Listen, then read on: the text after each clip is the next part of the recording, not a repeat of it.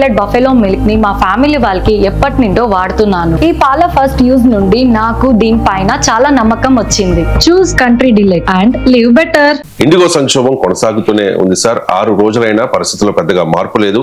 ఇప్పటికీ 100 విమానాలు రద్దవుతూ ఉన్నాయి. నిన్న ఒక్కరోజే 650 సర్వీసుల్ని ఇండిగో రద్దు చేసిన పరిస్థితి. ప్రయాణికులు ఎయిర్పోర్టుల్లోనే పడిగాపులు పడుతున్న పరిస్థితి. తీవ్ర ఇబ్బందులు పడుతూ ఉన్నారు.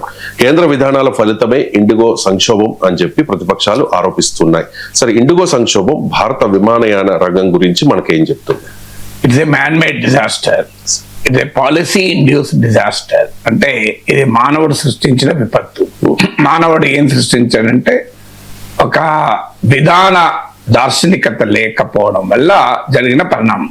వికసిత భారత్ అంటూ 2047కు మనం నిచ్చలలేసుకుంటున్నాం, కానీ 2025ను ప్లాన్ చేసుకోలేకపోతున్నాం. అంటే ఒక రకమైన ఈ విధాన పాలసీ దార్శనికత అని ఎందుకన్నానంటే కారణం అది.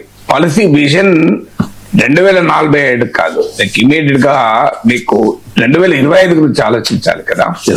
సో మీకు గౌతమ బుద్ధుడు అంటాడు, గతం గురించి ఆలోచించుకుంటూ ఉండకండి, అది మీ మనసును గాయపరుస్తూనే ఉంటది. భవిష్యత్తు గురించి మాత్రమే ఆలోచించుకుంటూ ఉండకండి, అది మీ చేతిలో లేదు. వర్తమానాన్ని ఆలోచించండి అంటాడు మైండ్ఫుల్నెస్ అనే కాన్సెప్ట్ లో. సో వర్తమానం గురించి ఎక్కడ ఆలోచించారు? 2047కు వికసిత భారత్ అంటూ ఊకదప్పుడు ఉపన్యాసాలు విన్నాం, కానీ 2025లో ఏం చేయాలి అనే దానికి ఆలోచన లేకపోవడం వల్ల వచ్చింది. దీనికి నేను ఉదాహరణ మీకు గణాంకాలు కూడా చెప్తాను. ఇదేదో నేను పొలిటికల్ స్టేట్మెంట్ ఇవ్వడం లేదు.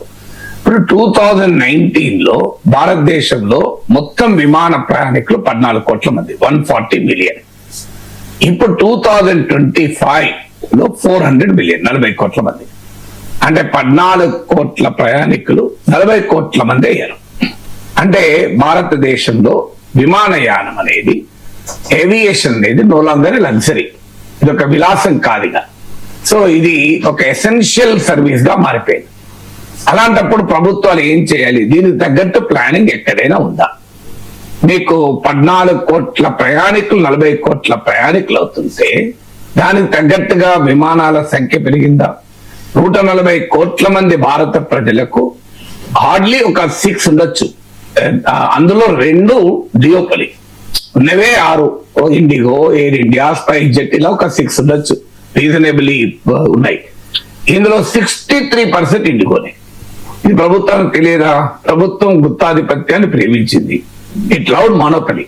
ఎందుకు? ఇది ఒక డిస్టార్టెడ్ ఎకనామిక్ థింకింగ్. మోనోపలి అనేది ఎఫిషియన్సీకి సింబల్ అని ఒక ఎకనామిక్ ఫిలాసఫీ. అది ఆ ఎకనామిక్ ఫిలాసఫీ మీ సిద్ధాంతమైనప్పుడు ఇక గుత్తాధిపత్యాన్ని మీరు ప్రేమిస్తారు, ఆహ్వానిస్తారు. ఇప్పుడు ప్రభుత్వం చేసింది అది. అదాని గుత్తాధిపత్యాన్ని ఆహ్వానించడం లేదు అన్ని రంగాల్లో. మీకు ఇక్కడ క్లియర్ గా మనకి ఏం కనబడుతుంది? 63% ఇండిగో, టోటల్ గా 85%. సో 85% ఒక 2 కంపెనీల చేతుల్లో ఉండడం శ్రేయస్కరమా? ఎందుకంటే దీనికి ఆన్సర్ చెప్పాలి ప్రభుత్వం. ఎందుకు దీన్ని డియోపలి, ట్రయోపలి ఏమవుతుంది? గుత్తాధిపత్యం ఎప్పుడు కూడా కన్స్యూమర్ ను ఒక బానిసగా మారుస్తుంది. కన్స్యూమర్ కు రైట్స్ ఉండవు. ఇప్పుడు ఉదాహరణకు మనకు ఇవాళ టీవీలు ఉన్నాయి, ఒక 20 ఛానల్ ఉన్నాయి, మన బానిసలం కాం. ఒకప్పుడు ఒకటే ఉండే దూరదర్శన్. ఏముండే అప్పుడు?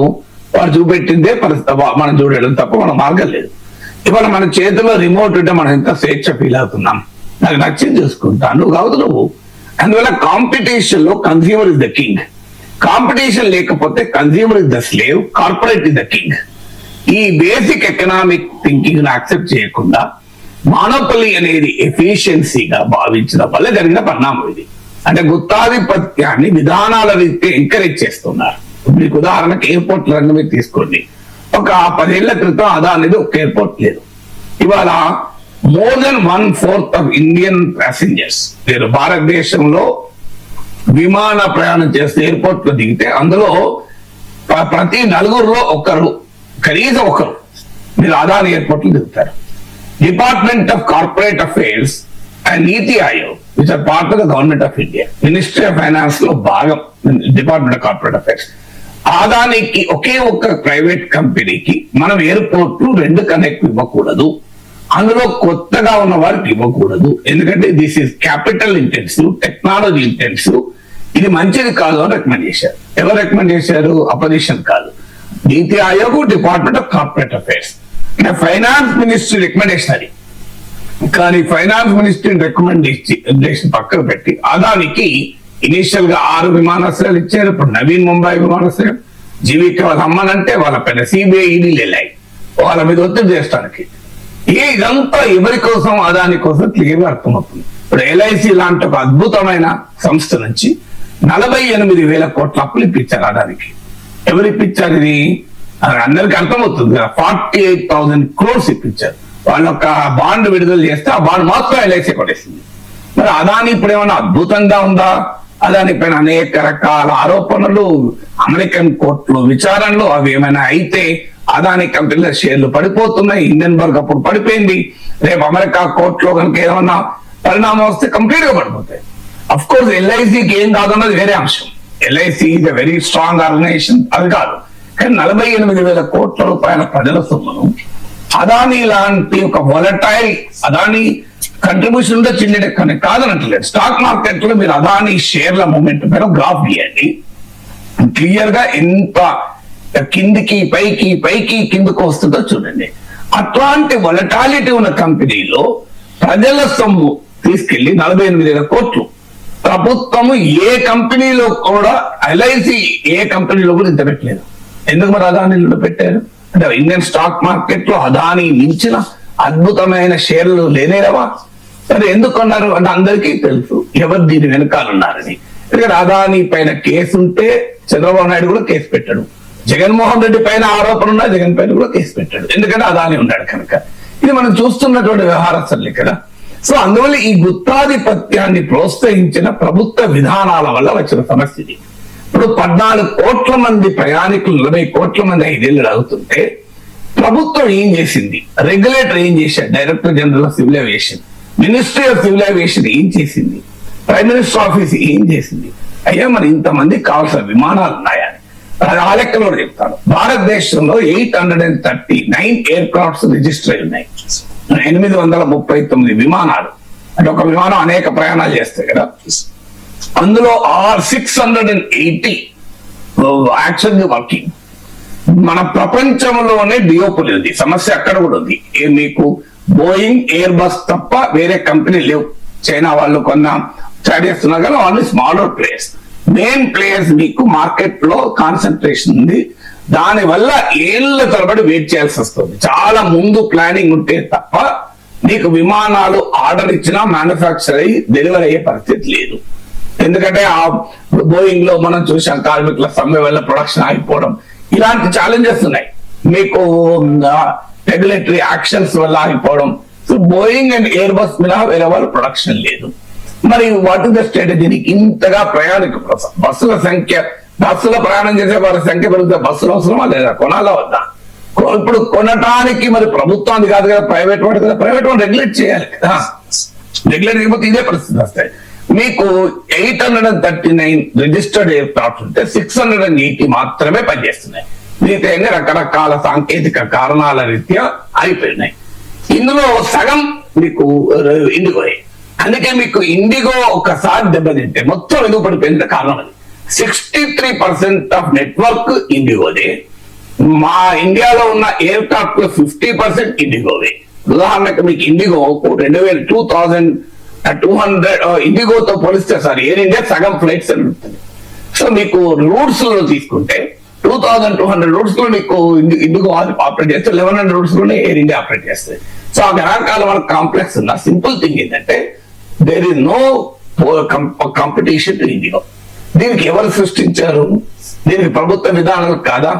మీకు ఎక్కడన్నా ముందు చూపుతో మన ఇంత ప్రయాణికుల సంఖ్య పెరుగుతుంది, దీనికి తగ్గట్టు ఎయిర్పోర్ట్ ఇన్ఫ్రాస్ట్రక్చర్ పెరగాలి, రిజిస్టర్డ్ విమానయాన కంపెనీలు పెరగాలి, విమానాలు కొనుగోలు చేయాలి, కొనుగోలు చేసేలా ఉండాలని.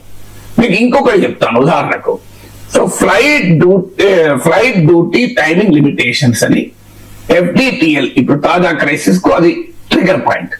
FDTL ఇచ్చారు. ఎందుకు ఇచ్చారు అంటే ప్రపంచంలో ఉన్న ఏవియేషన్ స్టాండర్డ్స్ తగ్గట్టుగా మనకు సేఫ్టీ ఉండాలి. ఎందుకంటే ప్రపంచంలో పైలట్లకు ఎంత రెస్ట్ ఉంది అంతకన్నా తక్కువ రెస్ట్ మన దగ్గర ఉంటే యాక్సిడెంట్ అవుతాయి. దీంట్లో ఏమి ఇచ్చారు, 36 hours రెస్ట్ మినిమం ఉండాలి అని ఇదివరకుంటే 48 hours చేశారు. సో ఒకప్పుడు mid night to early morning landings ఉంటాయి, అంటే నిద్ర అసలే ఉండదు కదా ఆ టైంలో. ఆ mid night to early morning landings ఇదివరకు వీక్లీ 6 ఉండే, ఇప్పుడు అది 2 కు తగ్గించారు. సో మిడ్ నైట్ వరకు ఎక్స్టెండ్ అయ్యేటువంటి ప్రయాణాలు ఉంటాయి పైలట్లకు, వాటిని తగ్గించాలని చెప్పారు. ఒక మాటలో చెప్పాలంటే పైలట్ కు రెస్ట్ ఉండాలి, నిద్ర ఉండాలి. ఎవరి కొరకు ఉండాలి? పైలట్ కొరకు కాదు, మన కొరకు. మన పైలట్ కు నిద్ర లేకపోతే జరిగేది ప్రమాదం మనకు కదా, పైలట్ కే కాదు. సో ఈ సేఫ్టీ కొరకు ఇచ్చారు. సేఫ్టీ కొరకు ఏదైనా సడన్ గా ఇచ్చారా? కాదు. ఇది 2019 నుంచి నడుస్తున్న అంశం. ఆఖరికి 2 years అయింది. ఇప్పటికీ కోర్టు కూడా ఈ గైడ్ లైన్స్ సరైనవే అని అంగీకరించారు. Flight duty timing limitations notified informed our airlines 2 years ముందు. మరి మినిస్ట్రీ ఆఫ్ సివిల్ ఏవియేషన్ నిద్రపోతుందా? ప్రైమ్ మినిస్టర్ ఆఫీస్ నిద్రపోతుందా? మీకు నీతి ఆయోగాలు నిద్రపోతున్నాయా? Director general of civil aviation నిద్రపోతుందా? అన్ని విమానయాన కంపెనీలు ఇందుకు తగ్గట్టుగా పైలట్ల సంఖ్య పెంచుకోవాలి కదా. భారతదేశంలో వాస్తవంగా అవసరానికి సరిపోయే పైలట్లో సగమే మనం ప్రొడ్యూస్ చేస్తున్నాం. ఇండియాలో ప్రొడ్యూస్ అయ్యే పైలట్ల సంఖ్య నెసెసిటీ డిమాండ్ కన్నా సప్లై ఆఫ్ ఉంది. అంటే దానికి తగ్గట్టు మీరు పైలట్ ట్రైనింగ్ ఫెసిలిటీస్ ఎక్స్పాండ్ చేయాలి, పైలట్ ట్రైనింగ్ యాక్సెస్ చేయాలి, రీట్రైనింగ్ చేయాలి. ఈ ఎఫర్ట్ అంతా ఎక్కడే ఉండాలి కదా, ఏది లేదు. 2 years నుంచి మినిస్టర్ సివిల్ ఏవియేషన్ DGCA కళ్ళు మూసుకొని కార్పొరేట్ కంపెనీలు ఈ కొత్త సేఫ్టీ గైడ్ లైన్స్ ప్రకారం పైలట్ల సంఖ్య పెంచుకోవాల్సిన అవసరం ఉన్నా వాళ్ళు పెంచుకోకపోయినా పట్టించుకోలేదు. కానీ ప్రభుత్వానికి తెలియదున్నామా? 2 ఏళ్ల కోర్టులో 4 ఏళ్ళు 5 ఏళ్ళ నుంచి నడిచింది. 2 ఏళ్ల కింద నోటిఫై చేశారు. 3 నెలల క్రితం, మళ్ళీ కూడా చెప్తాం, 3 months క్రితం ఇండియన్ కమర్షియల్ పైలట్స్ అసోసియేషన్ వాళ్ళు వెళ్ళి director general of civil aviation కు లేఖించారు. ఇప్పుడు ఇండిగో అనే కంపెనీ ఇది పట్టించుకోవడం లేదు. వాళ్ళు 6 నెలలుగా పైలట్ల రిక్రూట్మెంట్ పైన ఫీజు విధించారు. కొత్తగా పైలట్లను రిక్రూట్ చేయడం లేదు. ఇది పెద్ద క్రైసిస్ కు కారణం అవుతుంది అని ఇండియన్ కమర్షియల్ పైలట్స్ అసోసియేషన్ వాళ్ళు 3 నెలల క్రితం రిప్రజెంట్ చేశారు. ఎవ్వరు ప్రభుత్వం నిద్రపోయింది, ఎవ్వరు యాక్ట్ లేదు. ఇండిగోని పిలిచి మీరు విమానాల సంఖ్య తగ్గట్టుగా మీరు పైలట్లు పెట్టాలి కదా అడగలే. దానికి ఇంకా దారుణం చెప్తాను. సమ్మర్ లో 14,158 ఫ్లైట్స్ కు షెడ్యూల్ ఉంది. అంటే ఈ విమానయాన కంపెనీలు director general of civil aviation కు ముందుగానే షెడ్యూల్ ఇస్తారు, మా విమానాలు ఇవి నడుపుతామని. ఎందుకంటే స్కైస్ లో నీకు ఇష్టం వచ్చినట్టు ఎవడు పడతా నడపాలి, ఇది రోడ్ కాదు. సో అందువల్ల సమ్మర్ షెడ్యూల్ లో ఇండిగో 14,158 ఫ్లైట్స్ కి షెడ్యూల్ ఇస్తే వింటర్ లో డిమాండ్ పెరుగుతుంది అందరికీ తెలుసు కదా. ఇయర్ ఎండింగ్ లో డిమాండ్ పెరుగుతుంది పిచ్చి వాళ్ళకు కూడా తెలుస్తుంది, సామాన్యుడు కూడా తెలుస్తుంది. అందరికి ఇయర్ ఎండ్ అనే హాలిడేస్ ఉంటాయి, లీవ్స్ ఉంటాయి, క్రిస్మస్ హాలిడేస్ ఉంటాయి పిల్లలకు, సంక్రాంతి హాలిడేస్ ఉంటాయి పిల్లలకు. సో ఇయర్ ఎండింగ్ అంటే రష్ పెరుగుతుంది, అందరికీ తెలిసింది. మీకు అమెరికాలో థ్యాంక్స్ గివింగ్ లు, క్రిస్మస్ ఎక్స్టెండెడ్ వీక్ హాలిడేస్ ఇవన్నీ ఉంటాయి కదా. సో ఇంత తెలిసిన తర్వాత కూడా 14,158 ఫ్లైట్ షెడ్యూల్ మీకు సమ్మర్ లో ఇస్తే ఇండిగో వింటర్ కు 15,014 షెడ్యూల్ ఇచ్చింది. అంటే సుమారు 900 విమానాలు 900 షెడ్యూల్స్ పెంచింది ప్రయాణాలు. మరి దాని తగ్గట్టు పైలట్లు ఉండాలి కదా. ఈ చిన్న విషయాన్ని DGC ఎందుకు పట్టించుకోలేదు? అయ్యా నువ్వు మరి 900 పెంచావు కదా, మరి అంతకు తగ్గట్టు పైలట్లు ఉన్నారా అని అడుగుతాం. ఆర్టీసీ 100 బస్సులు నడిపేది 300 బస్సులు నడుపుతుందని అనుకుంటుంది. డ్రైవర్లు ఉన్నారు లేదా చూసుకోరా? కామన్ సెన్స్ కదా. డ్రైవర్లు ఉన్నారు లేదా చూసుకోరా? అది సింపుల్ ప్లానింగ్ కదా. గెస్ట్లు వస్తారు, ఎగ్ బిర్యానీ చేయాలి అనుకుంటారు, ఎగ్స్ ఉన్నాయా లేదా చూసుకోరా? అంటే ఎగ్ బిర్యానీ చేయాలని నిర్ణయించి పొయ్యి మీద మూకుడు పెట్టినాక బౌల్ పెట్టాక ఎగ్స్ లేవు అని ఆలోచిస్తారా? ఆ ఎగ్స్ అన్నా బ్లింకెట్లు ఆర్డర్ ఇస్తా 10 నిమిషాలు వస్తాయి. పైలట్లు బ్లింకెట్లు ఆర్డర్ ఇస్తావా? పైలట్లు స్విగ్గీలో ఆర్డర్స్ వస్తారా? విమానాలు జొమాటోలో ఆర్డర్స్ వస్తాయా? ఇంత కామన్ సెన్స్ లేకుండా ఎలా గవర్నమెంట్లు ఉంటాయి? ఉండవు. కామన్ సెన్స్ ఉంది గవర్నమెంట్. ఎందుకు మరి ఇది చేశారు? It is a next match fixing. భారత ప్రభుత్వానికి ఇండిగోకు మధ్య ఒక రకమైన మ్యాచ్ ఫిక్సింగ్ వల్ల జరిగిందా అని అనుమానం ఎందుకు కలుగుతుందో కారణం ఇది. ఇంత జరుగుతున్నప్పుడు 2 years నుంచి జరుగుతున్న ప్రభుత్వం పట్టించుకోకుండా ఉంటుందా? 3 నెలల క్రితం Indian commercial pilot association warn చేసినా పట్టించుకోకుండా ఉంటుందా? కళ్ళ కనబడుతున్నా కూడా ఫ్లైట్ షెడ్యూల్ పెంచారు, పైలట్లు పెంచలేదు, కనబడుతున్నా కూడా ఊరుకుంటుందా? ఇంపాసిబుల్ కదా. కావాలి నాలాంటి అర్థమైనట్టు గవర్నమెంట్ అర్థం కదా. మరి ఎందుకు చేశారంటే ఫ్లైట్ డ్యూటీ టైమింగ్ లిమిటేషన్స్, పైలట్ల సేఫ్టీ కోసం ప్రభుత్వము ఆ కోరికతో చేసింది కాదు. కోర్టులో కేసు పెడితే ఇండియన్ కమర్షియల్ పైలట్స్ అసోసియేషన్ వాళ్ళు సుప్రీం కోర్టుకి వెళ్తే ఇంకో ప్రపంచంలో సేఫ్టీ గైడ్లైన్స్ ఇలా ఉన్నాయి, ఇండియాలో సేఫ్టీ గైడ్లైన్స్ ఇలా ఉన్నాయి, దీనివల్ల క్రూ హెల్త్ దెబ్బతింటోంది, ప్రయాణికుల సేఫ్టీ దెబ్బతింటోంది అంటే కోర్టులో నలిగిన కేసు వల్ల ఇవి వచ్చాయి. అంటే గవర్నమెంట్ నిజంగా కన్విక్షన్ లేదు. అందుకని government wants to help corporate sector. అందుకే ఇండిగో వాడు ఏమాత్రం ప్లాన్ చేసుకోకపోయినా చూస్తూ ఊరుకుంది ప్రభుత్వం. నేను చెప్పిన గణాంకాలు ఇదంతా ఉదాహరణకు. ఇప్పుడు ఏం చేశారు, ఆఖరికి ఇండిగో వారు ఏది పట్టుకోకపోతే పెద్ద క్రైసిస్ వచ్చింది. దాదాపు 2000 విమానాలు రద్దు అయ్యాయి కావచ్చు, లక్షల సంఖ్యలో ప్రయాణికులు ఎఫెక్ట్ అయ్యారు. ఇప్పుడు ఏం చేశారు, ఇప్పటికైనా ఇండిగో పైన పనిష్మెంటా కాదు, ఇంత సంక్షోభానికి కారణమైన ఇండిగోను శిక్షించలేదు. ఇండిగోకి రివార్డ్ ఇచ్చారు. ఏం రివార్డ్ ఇచ్చారు? ఈ గైడ్ లైన్స్ ఆపేశారు. చూడండి ఎంత విచిత్రం చూడండి. అంటే దీని వల్ల అర్థమవుతలేదా మ్యాచ్ ఫిక్సింగ్?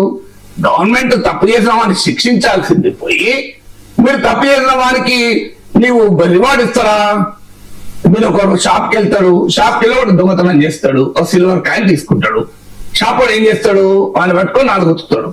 కానీ వీళ్ళు ఏం చేసింది తెలుసా, ఒక సిల్వర్ కాయిన్ తీసుకుంటావా బాబు, గోల్డ్ కాయిన్ తీసుకోవా అని గోల్డ్ కాయిన్ ఇచ్చి పంపించారు. ఇది కదా జరుగుతున్నది. లేకపోతే ministry of civil aviation, director general of civil aviation ఆ ఇండిగోకు పైన చర్య తీసుకోవాల్సింది పోయి తామిచ్చినటువంటి flight duty timing limitation withdraw చేసుకున్నారు. అంటే ఎవరు గెలిచారు ఇందులో? కార్పొరేట్ సంస్థ గెలిచింది కదా. అందుకే నీకు నామ్ చామ్స్కీ అంటాడు, capitalism cannot will degenerate into autocracy అని.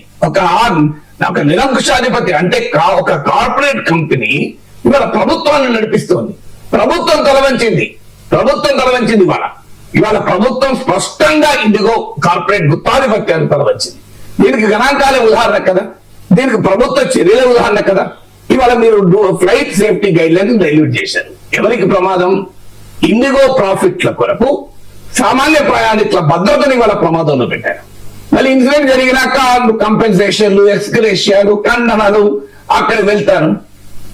కానీ సేఫ్టీకి ఇంత ఓపెన్ గా ప్యాసింజర్ సేఫ్టీకి తాకట్టు పెట్టి ఇండిగో ప్రాఫిట్స్ కొరకు ప్రభుత్వాలు పనిచేస్తే ఇంతకన్నా ఏం జరుగుతుంది? అందువల్ల నేను ఇది మ్యానుఫ్యాక్చర్ క్రైసిస్ అన్నాను. ఎందుకన్నానంటే ఇండిగోకు తెలుసు చేయాలని, చేయలేదు. ఎందుకు? ఈ క్రైసిస్ సృష్టిస్తే ప్రభుత్వం ఆటోమేటిక్ గా ఈ గైడ్ లైన్స్ వెనక్కి తీసుకుంటుంది. ఎందుకంటే ఈ పైలట్ల సంఖ్య పెరిగితే ఇండిగో ప్రాఫిట్స్ తగ్గుతాయి. ఇంత క్రైసిస్ లో కూడా ఇండిగో ఏం చేస్తుందో మీకు చెప్తాను, ఇంకా ఇంట్రెస్టింగ్. అప్పుడు క్యాన్సిల్ చేస్తున్నారు విమానాలు. ఎవరిది క్యాన్సిల్ చేయొద్దు పాప, ఇంకా ఇంటర్నేషనల్ ట్రావెల్ చేసే వాళ్ళు ఇంకా ఇబ్బంది అవుతారు, కాదనట్లేదు. కానీ ఇవాళ క్యాన్సిల్ అయిన విమానాల్లో 10% కూడా లేవు ఇంటర్నేషనల్. ఎందుకు మన ఇంటర్నేషనల్ ఫ్లైట్స్ క్యాన్సిల్ చేయలేదు? అక్కడ కూడా ప్రాఫిట్స్. ఎందుకంటే ఇంటర్నేషనల్ రూట్స్ లో లాభాలు ఉంటాయి, డబ్బులు ఎక్కువ కడతారు కదా. దాంతో పాటు tough passenger safe compensation rules ఉంటాయి. మీకు ఒకసారి ఇప్పుడు మీరు గ్లోబల్ ట్రావెల్ వేరుంటుంది, ఇంటర్నేషనల్ ట్రావెల్ లో ప్యాసింజర్ కంపెన్సేషన్ చాలా ఎక్కువ ఉంటాయి. అందువల్ల ప్యాసింజర్ కంపెన్సేషన్ ఎక్కువ చెల్లించాల్సి వస్తుంది కనుక, తమకు టికెట్ల ద్వారా ఎక్కువ ఆదాయం వస్తుంది కనుక ఇంటర్నేషనల్ ట్రావెల్స్ డిస్టర్బ్ కాకుండా డొమెస్టిక్ ట్రావెల్ ఇదిగో డిస్టర్బ్ చేసింది. నేను గమనించాను, ఎక్కడన్నా మీరు ఫ్రాంక్ఫర్ట్ ఎయిర్పోర్ట్ లో ఆగిపోయిండ్రు, దోహా ఎయిర్పోర్ట్ లో ఫ్లైట్ మిస్ అయింది, డలాస్ ఎయిర్పోర్ట్ లో ఆగిందన్న వార్తలు వస్తున్నాయా? కావాలని మనం కోరుకోం, కానీ వస్తున్నాయా? అంటే కారణం ఏంటి? ఇండిగో అక్కడ కూడా క్రైసిస్ లో కూడా ప్రాఫిట్స్ ని చూసుకుంది. సో ఇంత ఓపెన్ గా జరుగుతుంది. పోనీ ఇవన్నీ పక్క పెట్టండి, ఒక క్రైసిస్ జరిగింది, కనీసం మీకు ఒక మెసేజ్లు ఇవ్వరా? అసలు కనీసం ప్యాసింజర్లకు మొదట్లో అయితే మెసేజ్ కూడా లేవు. వాళ్ళ కనీసం నువ్వు ఫుడ్, అకామిడేషన్ ఇవ్వవా? ఇదన్నా చేయాలి కదా. దీన్ని కూడా ఎందుకు పట్టించుకోలేదు? అసలు మీకు ఎంత రూల్స్ ఉంటాయంటే ప్రతి షెడ్యూల్ ఇచ్చే ముందు, అంటే ఇప్పుడు సమ్మర్ షెడ్యూల్, వింటర్ షెడ్యూల్ ముందే ఇస్తారు కదా, ఇచ్చే ముందు సిమ్యులేషన్ ఎక్సర్సైజ్ ఉంటుంది. అంటే కంప్యూటర్ సిమ్యులేషన్ ద్వారా ఇన్ని విమానాలు నడపడానికి ఎయిర్పోర్ట్ కంజెషన్ అడ్డం వస్తుందా, టెక్నికల్ గ్లిచెస్ అడ్డం వస్తాయా, పైలట్ల సంఖ్య సరిపోతుందా, అన్ఫోర్సీన్ ప్రాబ్లమ్స్ ఏమైనా వస్తాయా అని సాఫ్ట్వేర్ ద్వారా సిమ్యులేషన్ చేస్తారు. చేసి ఎక్కడ గ్యాప్స్ లేవని ఐడెంటిఫై చేసుకున్నాక షెడ్యూల్ ఇస్తారు. ఇంత పగడబందిగా టెక్నికల్ కాంపిటెన్స్ ఉంది. ఇది టెక్నికల్ ఇన్కాంపిటెన్స్ కాదు, ఇది క్లియర్ గా ఇండిగో డెలిబరేట్ గా ప్రభుత్వంతో కుమ్ముక్కై చేసిన వ్యవహారం. ఎందుకంటే ప్రభుత్వం ప్రేక్షక పాత్ర పోషించింది. ఇంకేం చేసింది ప్రభుత్వము? కనీసం మార్కెట్ లో ప్రభుత్వ రంగ క్యారియర్ ఉంటే పోటీగా ఇలాంటి క్రైసిస్ లో ఉపయోగపడతాయి. మీకు కోవిడ్ ఉదాహరణ చెప్తాను. కోవిడ్ లో ఏం జరిగింది? ప్రైవేట్ హాస్పిటల్స్ లక్షలు దోచుకున్నారు. ఎవరు కాపాడారు? గాంధీ హాస్పిటల్ కాపాడు. ఎవరు కాపాడు? తెలంగాణ ఇన్స్టిట్యూట్ లో మెడికల్ సైన్సెస్ కాపాడింది. ఎవరు కాపాడారు? ఉస్మానియా హాస్పిటల్ కాపాడింది. మీకు ప్రైవేట్ కార్పొరేట్ హాస్పిటల్ లక్షలు కదా వసూలు చేసింది. అంటే అర్థం ఏంటి? ఈ క్రైసిస్ సిచ్యువేషన్ లో కాపాడేది పబ్లిక్ సెక్టర్. కానీ పబ్లిక్ సెక్టర్ లేకుండా చేశారు కదా. మీకు ఇంట్రెస్టింగ్ గా ఎయిర్ ఇండియాను సిస్టమేటిక్ గా ప్రభుత్వ విధానాలతో నాశనం చేసి టాటాలకు పప్పు వెళ్ళాలకు అమ్మేశారు. అమ్మినాక కొన్ని ఇంప్రూవ్ అయిందా? అందరూ ఏమన్నారు? పబ్లిక్ సెక్టర్ ఉండడం వల్ల ఎయిర్ ఇండియా పనిచేస్తారు, దరిద్రం, దీన్ని ప్రైవేటైజ్ చేసినా బాగుపడుతున్నారు. ప్రైవేటైజ్ చేశారు. ఎవరికి ఇచ్చారు? ఇండియా టాప్ మోస్ట్ కార్పొరేట్ కంపెనీకి ఇచ్చారు. భారతదేశంలో కార్పొరేట్ కల్చర్ ను భారతదేశాన్ని పరిచయం చేసిన గొప్ప కంపెనీ కాదని ఎవరు అన్నారు లేదు కదా. బట్ టాటాకి ఇచ్చాక ఇంప్రూవ్ అయిందా ఎక్కడన్నా? ఇంకా ఫస్ట్ అయింది. అందుకే అటల్ బిహారీ వాజ్పేయి, నరేంద్ర మోడీ గురువు కదా, వాజ్పేయి మాటలు వినండి, నా మాటలు వినడం కాదు, కార్ల్ మార్క్స్ మాటలు వినడం కాదు. అటల్ బిహారీ వాజ్పేయి ఏమన్నాడు? అన్బ్రిడిల్డ్ ప్రైవేటైజేషన్ ఈజ్ డిజాస్టర్ అన్నాడు. అదుపు ఆజ్ఞలు లేని ప్రైవేటీకరణ వినాశకరం అన్నాడు. జార్జ్ ఫెర్నాండెస్ అన్నాడు, మీ India convenor, monopoly of any kind is not advisable. Private monopoly is worse than the public monopoly అన్నాడు. అంటే ప్రభుత్వ రంగ గుత్తాధిపత్యం కన్నా ప్రైవేట్ రంగ గుత్తాధిపత్యం మరింత ప్రమాదకరం అన్నాడు. ఇది మర్చిపోయారా మీరు? మీరు ఇక్కడ ఇంత క్లియర్ గా మానోపలి జరుగుతుంటే మీరు ఏం చేస్తున్నారు? వాటిని ఎంకరేజ్ చేస్తున్నారు. టెలికాం రంగంలో ఎంకరేజ్ చేస్తున్నారు, విమానయాన రంగంలో ఎంకరేజ్ చేస్తున్నారు, ఎయిర్పోర్ట్ల రంగంలో ఎంకరేజ్ చేస్తున్నారు, బ్యాంకింగ్ రంగంలో ఇప్పుడు 20 ఇన్ని బ్యాంకులు ఉండొద్దు, 2-3 ఉన్నాయి, కాంపిటీషన్ ఉండొద్దు అని. అన్ని రంగాల్లో నీవు కాన్సన్ట్రేషన్ పెంచుతుంటే, దాన్ని ఎఫిషియన్సీగా నమ్ముతుంటే, ఆ కార్పొరేట్ గుత్తాధిపత్యాన్ని ఉపయోగించుకొని మ్యానుఫ్యాక్చరింగ్ స్కేర్సిటీ కదా. ఇప్పుడు ఇలా పైలట్ల కొరత ఎవరు సృష్టించారు? ఇండిగో సృష్టించలేదు. ఇండిగో తెలియదా నీకు ఈ ఫ్లైట్ డ్యూటీ టైమింగ్ లిమిటేషన్స్ వల్ల ఎక్కువ పైలట్లు అవసరం ఉంటారని? ఇండిగోకి తెలియదా వింటర్ షెడ్యూల్ లో నేను 900 రూట్లు ఎక్కువ నడుపుతున్నా, నాకు ఎక్కువ పైలట్ అవసరం అని తెలియదా ఇండిగోకు? తెలిసి కూడా ఈ కొరతను ఎందుకు సృష్టించారు? బికాస్ ప్రభుత్వ మెడలు వంచి తన లాభాలకు దెబ్బతీసేటువంటి ప్రయాణికుల సేఫ్టీని పెంచే గైడ్ లైన్స్ ను వెనక్కి కొట్టాలి. ఈ ప్రభుత్వం తాను చెప్పినట్టు వింటది, తాను శాసించవచ్చు ఈ గవర్నమెంట్ ను అని కదా చేసింది. లేకపోతే పల్లెటూరు ఎందుకు పెంచుకోలేదు? కళ్ళ ముందు కనబడుతున్న డేటా కదా ఇది. కామన్ మ్యాన్ అర్థమవుతున్న సమాచారం కదా.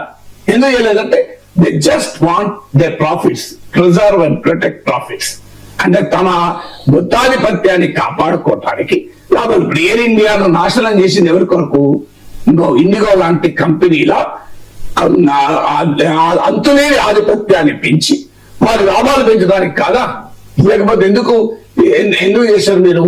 ఇప్పుడు ఎయిర్ ఇండియా పోయి ప్రజల కొరకు చేశారంటే ఇంప్రూవ్ కావాలి కదా. టాటా తీసుకున్నాక అప్పటికన్నా దరిద్రంగా తయారైంది కదా ఎయిర్ ఇండియా. దీనికి ఆన్సర్ ఉండాలి కదా. So very clearly this is the manufacture crisis.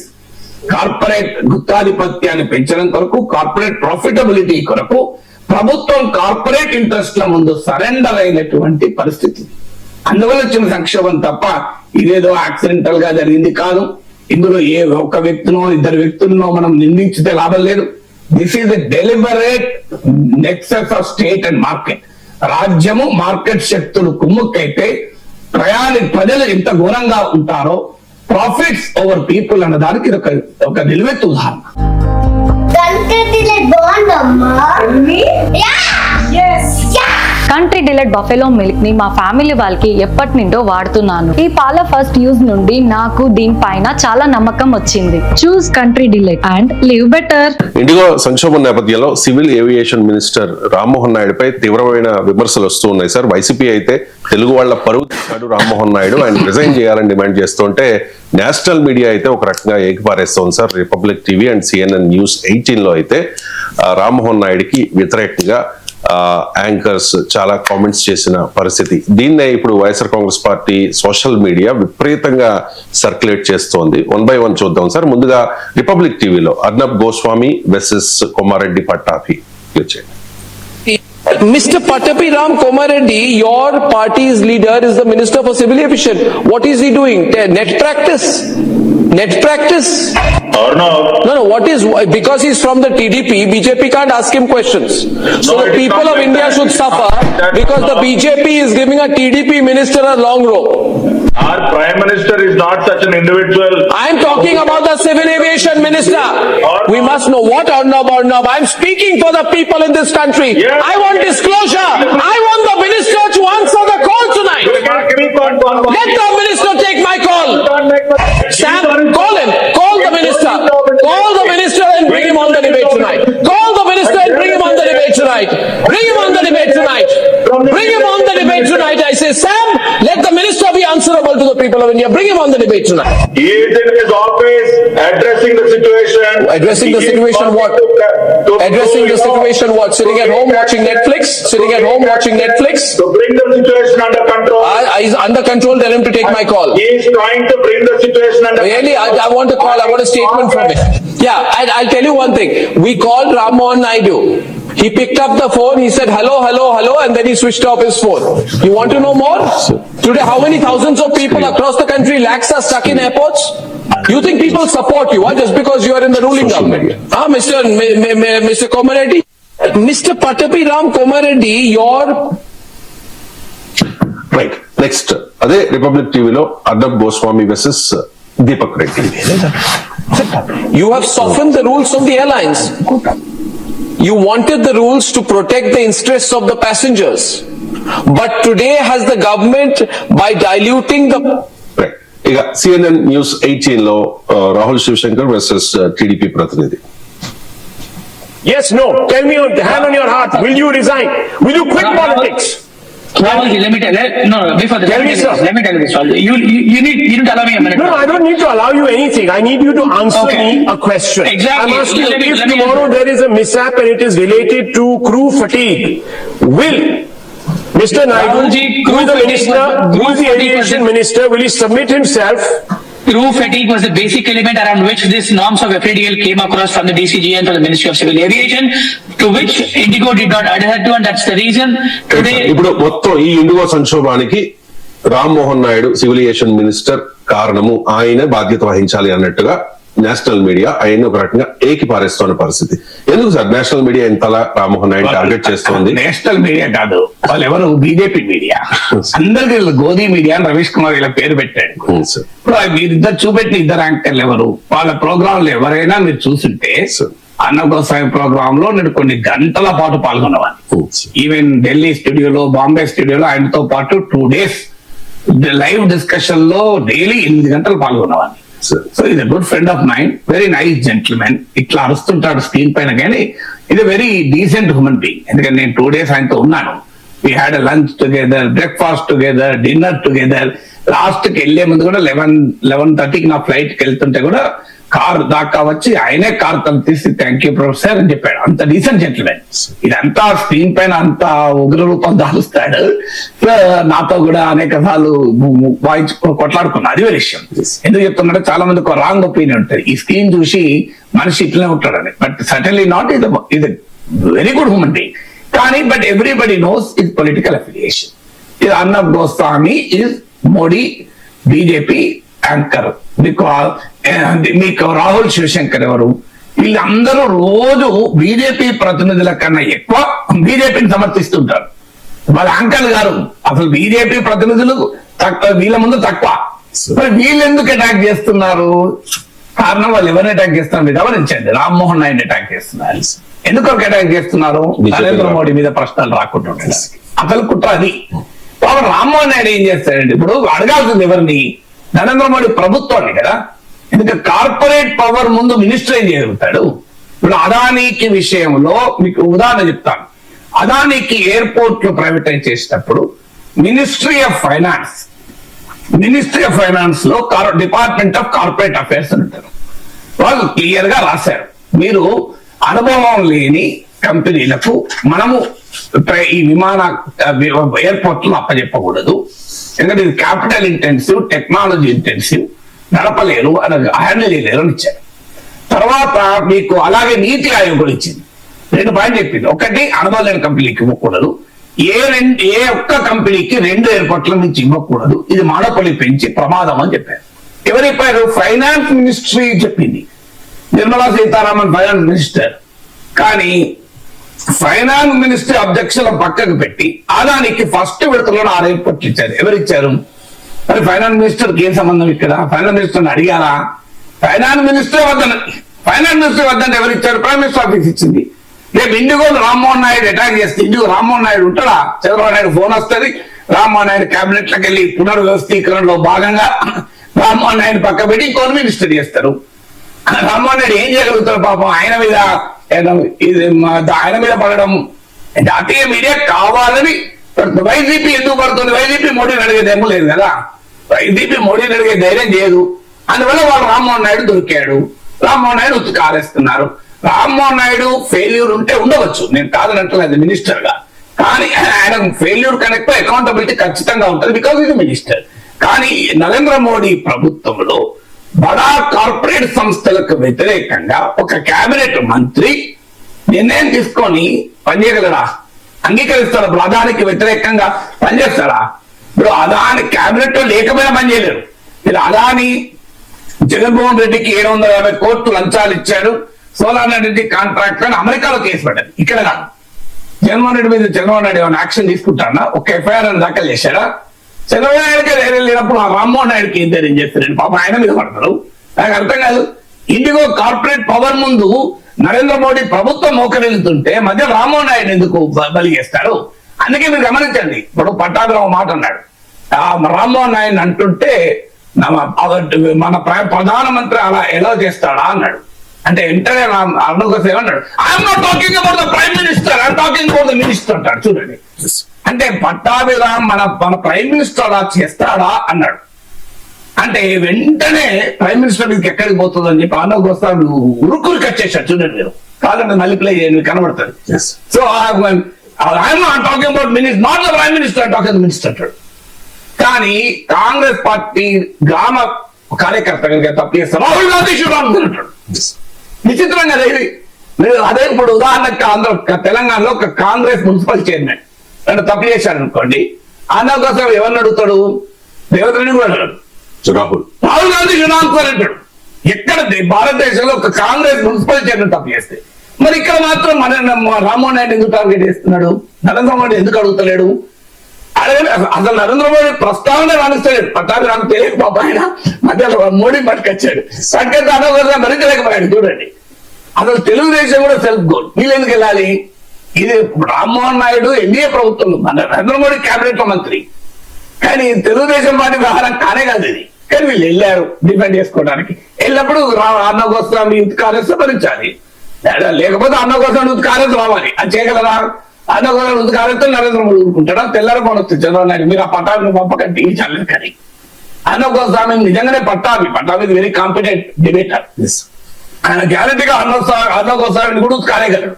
కానీ అర్ణబ్ గోస్వామిని పట్టాభి ఉత్కారేస్తే next moment Pattabhi TV channel రావద్దని చంద్రబాబు నాయుడు ఫోన్ వస్తుంది. పట్టాభికి రేపు తెల్లారిపోతుంది, నెక్స్ట్ నేను కనబడ్డాడు. That is the power of Arnab Goswami. అందువల్ల తెలుగుదేశం ఎందుకు వెళ్ళాలి తెలిసి అర్ణబ్ గోస్వామి ఉత్కారేయగలగాలి. నేను ఉత్కారేశాను, యూట్యూబ్ లో ఉంటే చూడండి. What nonsense are you talking అన్న, you are scared of me అని చెప్పి, నేనంటే నువ్వు భయపడతావు అని చెప్పి అర్ణబ్ గోస్వామి. మీరు యూట్యూబ్ లో ఉంటే చూడండి, ప్రొఫెసర్ అర్ణబ్ గోస్వామి ఎట్లా వాయించను. అర్ణబ్ గోస్వామి వాయిస్తే పడుతున్న పనిస్తాడు. ఇప్పుడు అర్ణబ్ గోస్వామి, రాహుల్ శివశంకర్లు ఇంతగా ఇంకేమంటున్నారు? టీడీపీ మంత్రి గారికి ఏం చేయలేకపోతున్నాడట. ఇది నిజమా? టీడీపీకి మోడీ భయపడతాడా? అసలు ఏం చెప్తున్నాడు అర్ణబ్ గోస్వామి? బికాజ్ మోడీ చేయగలడు, చేయదలుచుకున్నాడు, కానీ మిత్రపక్షం పైన ఆధారపడ్డ పాపం పసివాడు కదా అంటున్నాడు. నమ్ముదామా ఇది? ఇదే మిత్రపక్షం మీద ఆధారపడడం వల్ల తన ప్రభుత్వం ఎక్కడ పడిపోతుందో అని చెప్పి మోడీ ఏమీ చేయలేకపోతున్నాడు. రామ్మోహన్ నాయుడు నాశనం చేస్తారంటే హీనరెడ్డి బిల్లు చేస్తున్నారు మీరు. నరేంద్ర మోడీ ప్రతిష్ట నిలపడానికి రామ్మోహన్ నాయుడు అనే తెలుగు బిడ్డ ప్రతిష్ట నాశనం చేస్తున్నారు. రామ్మోహన్ నాయుడు ఎర్రనాయుడు కొడుకు ఇది fairly competent person, knowledgeable person, well right. So I have full respect for him. ఎందుకంటే ఐ నో హిమ్. ఇప్పుడు ఎర్రనాయుడు పర్సన్ కూడా తెలుసు.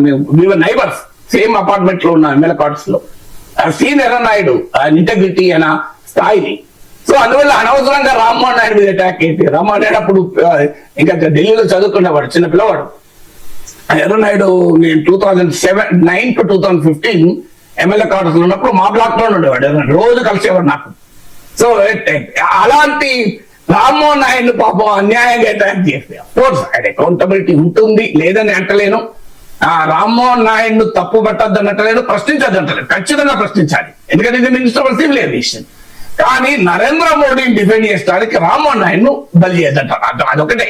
మీరు అందరూ లేండి, మోడీ ప్రభుత్వాన్ని అకౌంటబుల్ చేయండి, అందులో భాగంగా రామ్మోహన్ నాయుడు అకౌంటబుల్ చేయండి, అభ్యంతరం ఏమీ లేదు. ఖచ్చితంగా Rammohan Naidu has to answer. ఎందుకంటే నేనే చెప్పాను కదా ఇతర వీడియోలో, మీకు ఇంత డీటెయిల్ గా చెప్పాను కదా. అంటే ఏ రకంగా ఇండిగో కార్పొరేట్ పవర్ ముందు కేంద్ర ప్రభుత్వం లొంగింది అని. డెఫినెట్ గా దానికి బాధ్యత రామ్మోహన్ నాయుడు వహించాలి. ఈ సంక్షోభ నేపథ్యంలో రామ్మోహన్ నాయుడు మాట్లాడారు సార్, వివరణ ఇచ్చే ప్రయత్నం చేశారు. ఒకసారి బయట కూడా ప్రయత్నం. इंडिगो के लिए हम पूरी इंक्वायरी कर रहे हैं. जिस तरह से वो ये हालात बने हैं उसके अंदर इन डेप्थ इंक्वायरी करने के लिए डीजीसीए के 4 ऑफिशियल्स के साथ हम इंक्वायरी करेंगे और उसके साथ ही जो भी एक्शन हमें लेना पड़ेगा, जो भी स्ट्रिंजेंट मेजर्स हमें लेने पड़ेंगे, उसमें बिना कोई संदेह के साथ हम पूरी तरह से एक्शन लेंगे. మోడీకి రామ్మోహన్ నాయుడు సందేహం లేదు. మీరు చూడండి, యాక్షన్ తీసుకుని చాలా సంతోషం. ఏం యాక్షన్ తీసుకున్నారు ఇండిగో పైన? ఫ్లైట్ సేఫ్టీని తాకట్టు పెట్టి ఆ guide lines, safety guide lines withdraw చేసుకున్నారు. ఇది యాక్షన్. కేంద్రం వెనక్కి తగ్గింది. యాక్షన్ ఎట్లా అవుతుంది? ఎంక్వైరీ చేస్తాం. ఇప్పుడు Ahmedabad air India flight Ahmedabad accident జరిగి ఎన్ని రోజులైంది? అహ్మదాబాద్ యాక్సిడెంట్ జరిగి అది బోయింగ్ విమానం కదా, ఎయిర్ ఇండియా యాక్సిడెంట్ జరిగి. ఇంతవరకు బోయింగ్ ఏమైనా చేశారా? బోయింగ్ యాక్చువల్గా బోయింగ్ లోపము. పైలట్ల మీద వేస్తలేరా పాపం అన్యాయంగా? చనిపోయిన పైలట్ల మీద వేస్తున్నారు అన్యాయంగా. దాని మీద ప్రిలిమినరీ రిపోర్ట్ రిలీజ్ చేశారు అన్యాయంగా. ఎందుకంటే పైలట్ల పైన అనుమానాలు రేకెత్తించే విధంగా రామ్మోహన్ నాయుడే రిపోర్ట్ లీక్ చేశారు, రిపోర్ట్ విడుదల చేశారు. అది ప్రిలిమినరీ రిపోర్ట్. ఫైనల్ రిపోర్ట్ ఏమైంది ఇప్పటికీ? నేను గ్యారంటీ ఇవ్వగలుగుతాను, బోయింగ్ తప్పడితే ట్రంప్ వస్తాడు. ఎందుకంటే ట్రంప్ ఇది అంబాసిడర్ ఫర్ బోయింగ్. యూకేతో ట్రేడ్ డీల్ కుదిరితే బోయింగ్ విమానాలు కొనాలంటాడు, ఎవరితో ట్రేడ్ డీల్ కుదిరినా బోయింగ్ విమానాలు కొనాలంటాడు.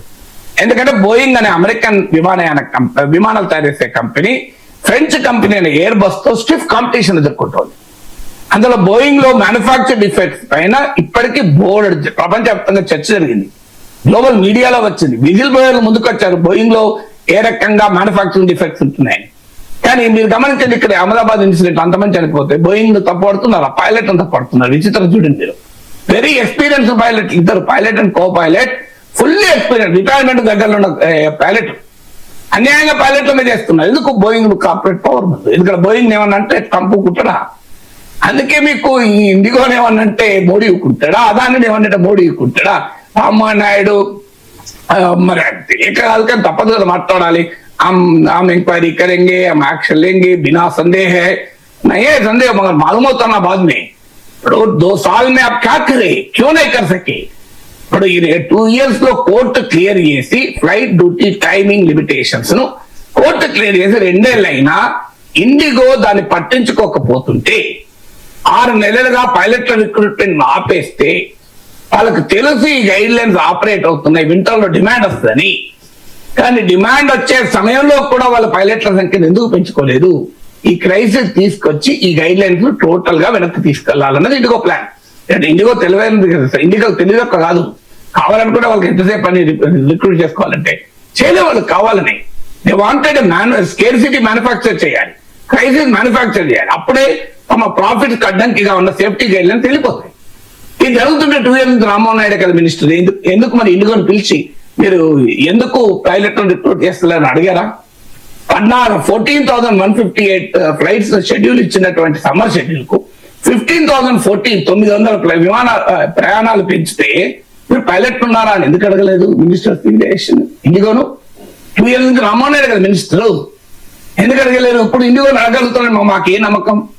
మీరు 2 ఏళ్ళుగా చూస్తూ ఊరుకున్నారు, ప్రేక్షక పాత్ర పోషించారు కదా ఇండిగో. పోనీ మీకు తెలియదా అంటే Indian commercial pilots association represent కూడా చేసింది 3 నెలల క్రితం కూడా. ఇలా వింటర్ రాబోతుంది, డిమాండ్ పెరిగిపోతుంది, విమానాల పైలట్ల సంఖ్య లేదు, సేఫ్టీ గైడ్ లైన్స్ అమల్లోకి వస్తాయి, తీవ్ర కొరత వస్తుంది అని చెప్పారు కదా. చెప్పిన తర్వాత కూడా మినిస్టర్ ఎందుకు పట్టుకోలేదు? ఆయన చేతిలో లేదు. ఇండిగో కార్పొరేట్ పవర్ ముందు రామ్మోహన్ నాయుడు ప్రభావం ఏముండదు. మీకు నిర్మలా సీతారామన్ ప్రభావం ఏముంది? అదానికి ఎయిర్పోర్ట్ ఆపగలిగిందా?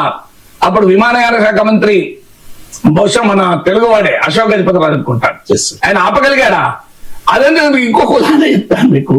రాఫెల్ యుద్ధ విమానాలతో డీల్ కుదిరింది. ఇండియన్ పార్ట్నర్ గా హిందుస్థాన్ ఏరోనాటిక్స్ లిమిటెడ్ అనే ప్రీమియర్ పబ్లిక్ సెక్టర్ కంపెనీ ఉంది. దాన్ని తీసేసి లక్షల కోట్ల లాసెస్ లో ఉండి 1000 కోట్లు బ్యాంకులను ముంచిన most inefficient capitalist in the country Anil Ambani. అసలు అనిల్ అంబానీకి అప్పటి వరకు యుద్ధ విమానాలు తయారు చేయడం కాదు, డిటర్జెంట్ సబ్బులు తయారు చేసే అనుభవం లేదు. అనిల్ అంబానీ ఒక సక్సెస్ఫుల్ గా మంచి సోప్ తయారు చేయలేదు, ఫర్గెట్ అబౌట్ వార్ప్లేన్. అతను కంపెనీ పెట్టి ఆన్ పేపర్, గ్రౌండ్ మీద లేదు కంపెనీ, ఆన్ పేపర్ ఉన్న కంపెనీ అనిల్ అంబానీకి 20,000 కోట్ల కాంట్రాక్ట్ ఇప్పించారు మోడీ.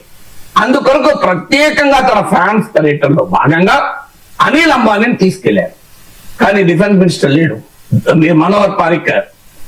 ఆ రోజు మీరు కావాలంటే గూగుల్లో వెరిఫై చేయండి.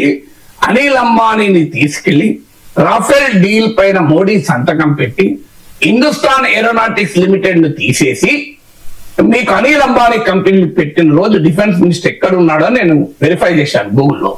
ఆయన గోవాలో చేపల దుకాణాన్ని ఓపెన్ చేస్తున్నాడు. Manohar Parrikar is IIT graduate, very competent person, మామూలు పర్సన్ కాదు.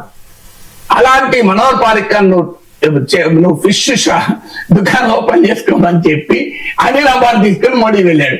మనోహర్ పారికర్ పరిస్థితి ఇట్లుంటే రామ్మోహన్ నాయుడు పరిస్థితి ఎట్లుంటది? ఇండిగోతో పెట్టుకుంటే రామ్మోహన్ నాయుడు పరిస్థితి ఏముంటుందో మనకు తెలియదా? అంబానీలతో పెట్టుకుంటే జైపాల్ రెడ్డి శాఖ మారలేదా యూపీఏ ప్రభుత్వంలో? మనం మర్చిపోయామా? మీకు Krishna Godavari KG basin gas విషయంలో, గ్యాస్ ప్రైసింగ్ విషయంలో అంబానీలతో పెట్టుకుంటే మీకు జైపాల్ రెడ్డి లాంటి పొలిటీషియన్ శాఖ మారి మిలింద్ ఎవరైనా ఉన్నాడు, ఆయన ఇది రిలయన్స్ నమ్మిన పట్టు ఆయనకు ఆ శాఖ పోలేదా యూపీఏ ప్రభుత్వంలో? యూపీఏ ఇండియా అని కాదు, బిగ్ మోనోపలీ క్యాపిటల్ యొక్క పవర్ ఎంత ఉంటుంది దానికి ఇది ఒక ఉదాహరణ కదా.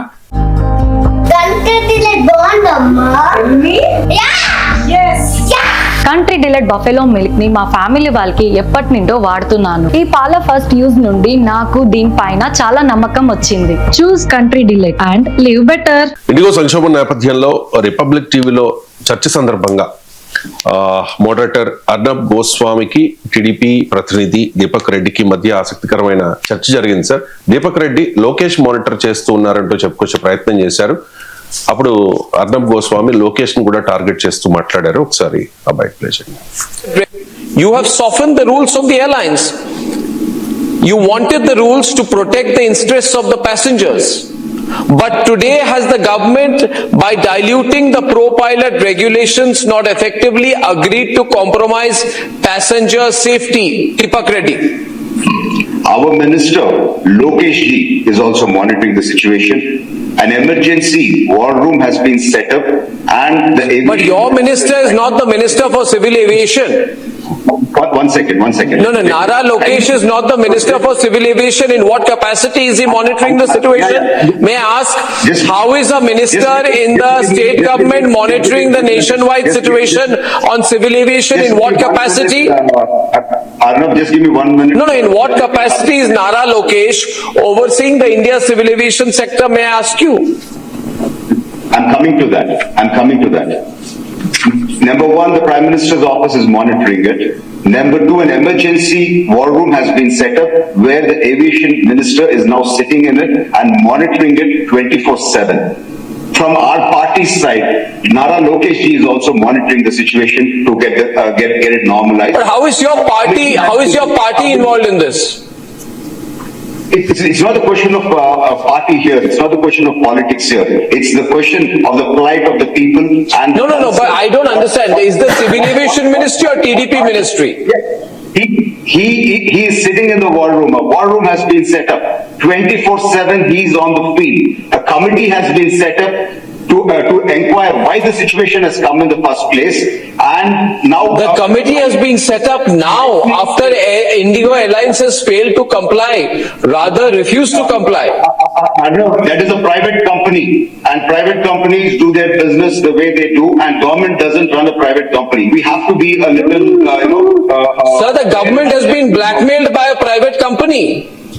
Exactly. So here the Exactly. Deepak Reddy Lokesh The government పేరెత్తి of India- ఇరుగును పడ్డట్టు అనిపిస్తోంది. ఇరుకుపడ కాదు అది. ఇప్పుడు దీపక్ రెడ్డి అబద్ధం అని నారా లోకేష్ మానిటర్ చేయడం ఏంటి? డల్లాస్ లో ఉన్నారు సార్. ఆయన డల్లాస్ లో ఉండి మరి వార్ రూమ్ డల్లాస్ లో ఉందా? అసలు అంటే వీళ్ళ సైకో ఫ్యాన్సీ ఏ దగ్గరకి పోయింది అంటే, ఇప్పుడు మీరు ఉక్రెయిన్ వార్ ఆగినా మా నారా లోకేష్ వార్ ఆపిందని చెప్తారు. ఇప్పుడు ఆ స్థాయికి వెళ్ళిపోయారు ఇక. సో ఆ స్థాయికి మరి పార్టీ అలా ఉండమని చెప్తున్నట్టున్నది. ఎందుకంటే ఇప్పుడు లోకేష్ ఇమేజ్ పెంచడానికి పడుతున్న పార్టీ ఇది. దీనివల్ల లోకేష్ గౌరవం పెరుగుతుందా? ఆయన బాగానే ఇంప్రూవ్ అయ్యాడు, ఇంకా ఇంప్రూవ్ అవుతాడు నేచురల్ గా. ఎందుకంటే మీకు జనంలోకి వచ్చాక ఇంప్రూవ్ కాకుండా ఉండరు. నేను ఇది మొదటి నుంచి చెప్తున్నా. యువగలం పాదయాత్ర తర్వాత మంత్రి 95,000 మేరతో గెలిచి ఆయన ఇంప్రూవ్ అవుతున్నాడు కదా. ఆయన కానీ ఆయన ఎందుకు మీరు ఇలా మీ సైకో ఫ్యాన్సీ వల్ల కొన్ని చంద్రబాబు నాయుడు మానిటర్ చేస్తారని అర్థం ఉన్నది. నారా లోకేష్ మానిటరింగ్ అంటున్నాడు. మరి చంద్రబాబు నాయుడు మానిటర్ చేస్తున్నాడంటే ఆయన ఇండియాలో ముఖ్యమంత్రిగా అనేక క్రైసిస్ లను చూసి అడ్రస్ చేసిన అనుభవజ్ఞుడిగా, పాలనాధ్యక్షుడిగా, నరేంద్ర మోడీ కన్నా సీనియర్ గా మరి చంద్రబాబు నాయుడు మానిటర్ చేస్తున్నారన్నా there is some logic.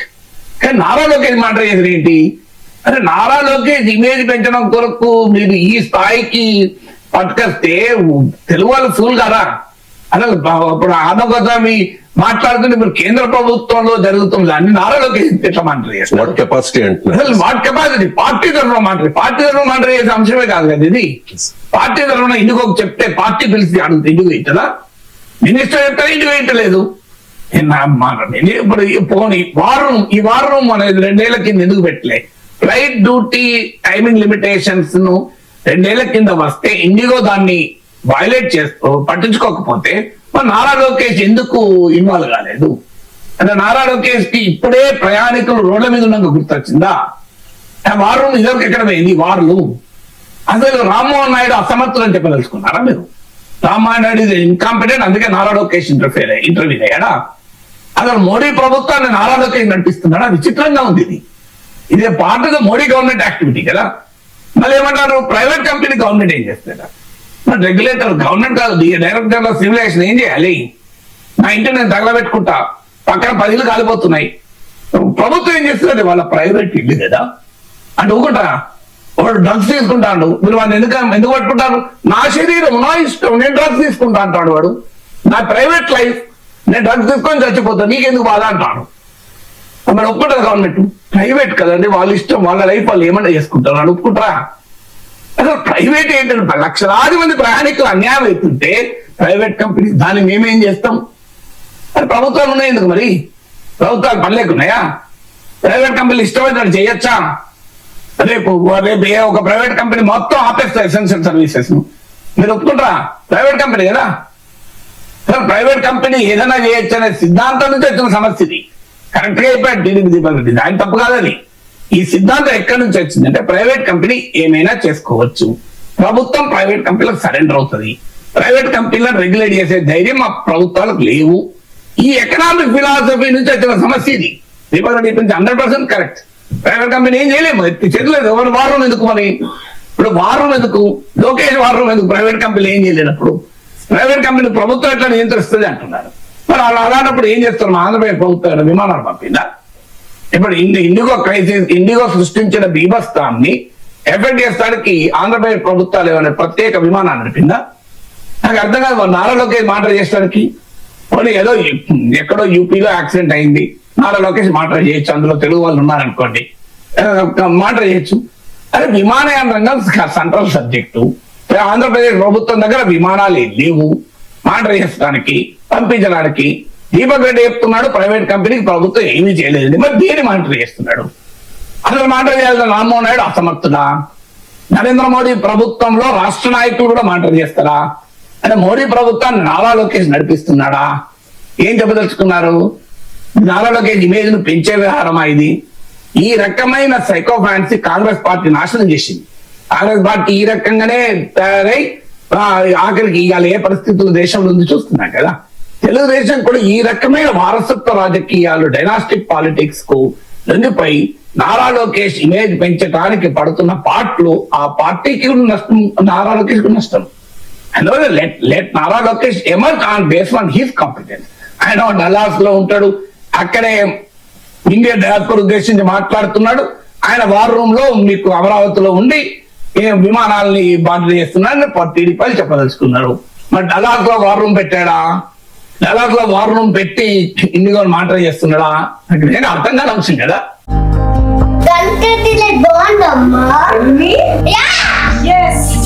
Country delight buffalo milk ని మా ఫ్యామిలీ వాళ్ళకి ఎప్పటి నుండో వాడుతున్నాను. ఈ పాల ఫస్ట్ యూజ్ నుండి నాకు దీనిపైన చాలా నమ్మకం వచ్చింది. Choose Country Delight and live better. 15 ఏళ్ల పాటు కూటమి ఐక్యంగా ఉంటుంది. టీడీపీ, బీజేపీ, జనసేన కలిసే ఉంటాయి అంటూ ఉన్నారు లోకేష్.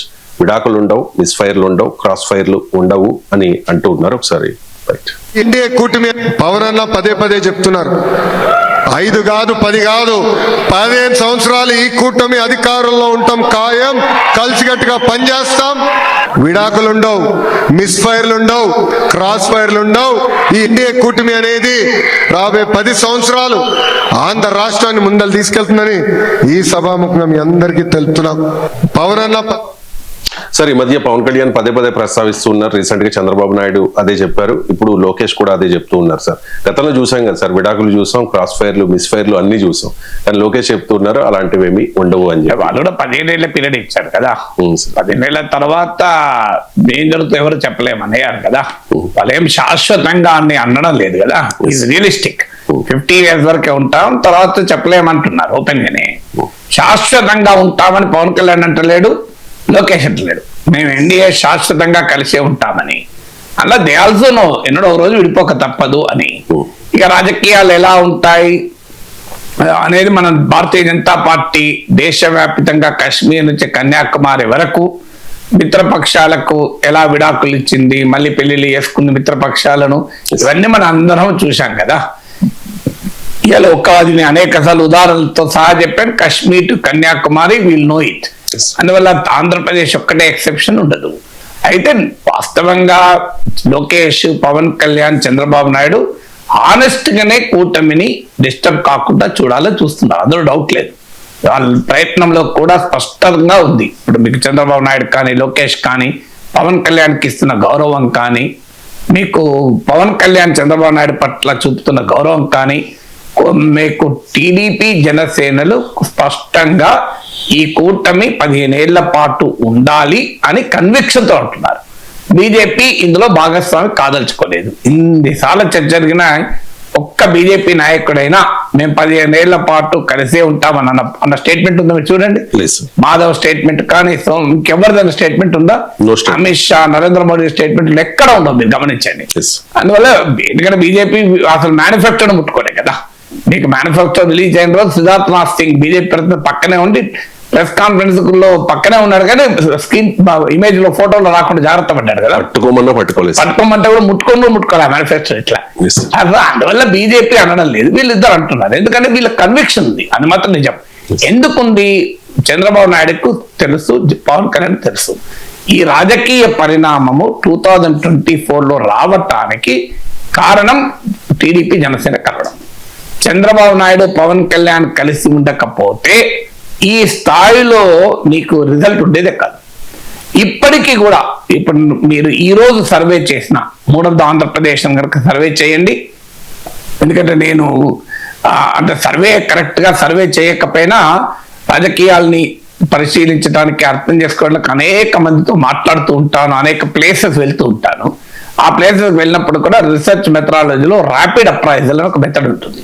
ర్యాపిడ్ అప్రైజల్లో శాంపుల్ సర్వేలు చేయం, కానీ ఇంటర్వ్యూస్ ద్వారా, గ్రూప్ డిస్కషన్ ద్వారా, ఫోకస్డ్ ఇంటర్వ్యూస్ ద్వారా అలాగే పర్సనల్ అబ్జర్వేషన్ ద్వారా డేటా సేకరిస్తూనే ఉంటాం. That is a methodology. Rapid appraisal అంటారు సోషల్ సైన్స్ రీసెర్చ్ లో. అందరికీ సర్వేలే తెలుసు. Survey is a time consuming, money ఉన్నది ఇన్వాల్వ్. అందువల్ల ర్యాపిడ్ అప్రైజల్ క్విక్ డేటా సేకరణకు వాడతారు. నాలాంటి వాళ్ళు ఈ ర్యాపిడ్ అప్రైజల్ మెథడ్ ద్వారా పొలిటికల్ సిచ్యువేషన్ ఎప్పటికప్పుడు అర్థం చేసుకుంటాం మాట్లాడటానికి. సో ఆంధ్రప్రదేశ్ లో ర్యాపిడ్ అప్రైజల్ ద్వారా నాకు వచ్చిన సమాచారం, ఈ రోజు ఎలక్షన్ జరిగినా ఐ థింక్ కూటమి బ్రహ్మాండమైన విజయాన్ని సాధిస్తాయి.